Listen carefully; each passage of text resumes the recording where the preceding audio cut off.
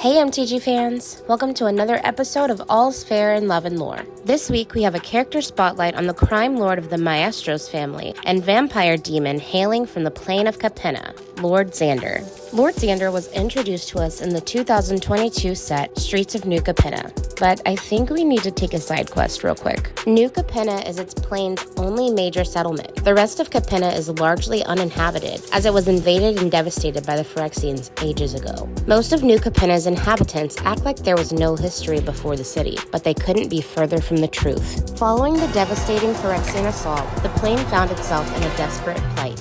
In an unexpected turn, a pact was forged between archangels and demon lords, birthing the sprawling metropolis of New Capenna. The angels, wholly devoted to defending their realm, realized the imperative need for demonkind to join the conflict. Thus, the archdemons assumed control, appointing 5 influential families to govern the city under their auspices, each family head becoming a signatory to a pact that imbued them with demon status. Construction of the city commenced, initiated by the angels and archdemons, who laid the initial foundation within the heart of an ancient old Capennan kingdom.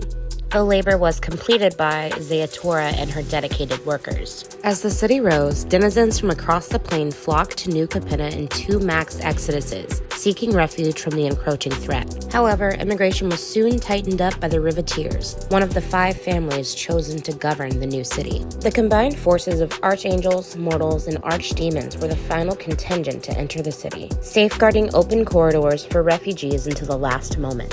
Even in the face of relentless assaults, they persevered, with the legends recounting the epic final battle fought upon the ascending final elevator, where allied soldiers valiantly repelled enemy forces, securing the city's safety. It's thought that the people of New Capenna don't really remember anything from before the founding of their city, due to the distortions of time and the magic surrounding the deal with the archdemons. Okay, let's segue back to Lord Xander. I mentioned earlier that the archdemons appointed 5 influential families to run New Capenna in their name. One of these families was the Maestros. Lord Xander was the boss of this crime family, who can be associated with red, black, and blue mana, but are mostly centered in black. Formerly the aristocracy of Old Capenna, the Maestros of New Capenna epitomized the artistry of assassination with a strict code, precision, professionalism, and thoroughness. Viewing themselves as connoisseurs and creators, they approached their craft with the meticulousness of artists, whether executing a masterpiece through paint, stone, or performance. Publicly, they masqueraded as a refined society of art enthusiasts, ostensibly dedicated to safeguarding the cultural legacy of Old Capenna.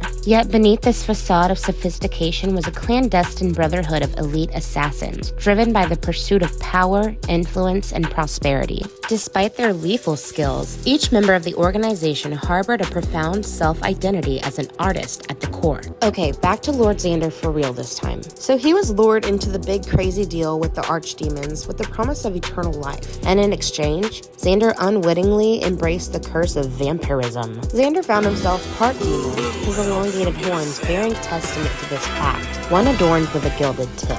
Also, fun fact, he sired the plane's subsequent generations of vampires, including his former lover, Evelyn. His existence bore the weight of 3 intertwined burdens: vampirism, granting near immortality, a demonic endowment, empowering him, and a symbolic crown, its significance diminished in a world where noble titles held little sway. Unfortunately, Lord Xander met his demise on the night of the Crescendo, the New Year celebration held by the Cavareti family of New Capenna. At some point, Obnixilis entwined himself with the demonic syndicates of New Capenna, scheming to seize dominion over the plane alongside his loyal followers. Tempting members from every faction with the allure of Halo, a magical substance made of angelic essence that rules the criminal world in New Capenna, he rallied his forces, unleashing them on the fateful night of the Cavareti Crescendo. His command was clear: dismantle all 5 families, sparing none of their leadership.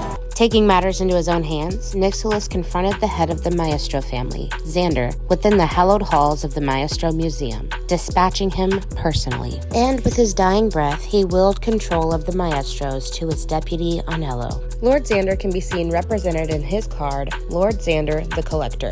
Associated cards include Xander's Lounge, Xander's Pact, in Xander's wake. Xander is also depicted in A Little Chat, An Offer You Can't Refuse, Cormella, Glamour Thief, Camille Obscura Oculus, Meeting of the Five, Murder, Ob Nixilis, The Adversary, and Treasure. He can also be seen quoted or referred to in these cards: Broken Wings, Chrome Cat, Infernal Idol, Maestro's Initiate, and Sky Crier. There's really so much more that could be said about the 5 crime families in New Capenna and the multiple Phyrexian invasions, but for now, I hope you enjoyed this week's episode on Lord Xander. If you have any special requests for characters, places, or events in MTG history, let me know in the comments. I hope you have a great week, and as always, thanks for hanging out with me.